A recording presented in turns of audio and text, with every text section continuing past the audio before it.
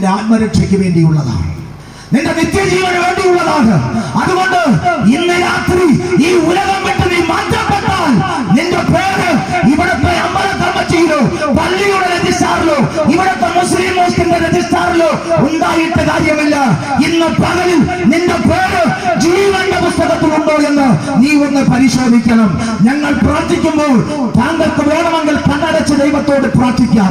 എന്നിട്ട് ഇപ്രകാരം പറ, കർത്താവേ, ഞാനൊരു പാപിയായ മനുഷ്യനാ, ഞാനൊരു പാപിയായ വ്യക്തിയാ, എനിക്ക് വേണ്ടി അങ്ങ് ഇറങ്ങി വരണമേ എന്ന് പറഞ്ഞാൽ ഞങ്ങൾ പ്രസംഗിക്കുന്ന, ഞങ്ങൾ ആരാധിക്കുന്ന, ഞങ്ങൾ ഉയർത്തി കാണിക്കുന്ന യേശു ക്രിസ്തു നിന്റെ ഏത് പ്രശ്നത്തിന് മേൽ ഇറങ്ങി വന്ന് പ്രവർത്തിപ്പാൻ കഴിവുള്ള ഒരു കർത്താവാണ് ഞങ്ങൾ ഉയർത്തി കാണിക്കുന്ന നസറേയനായ യേശു ക്രിസ്തു.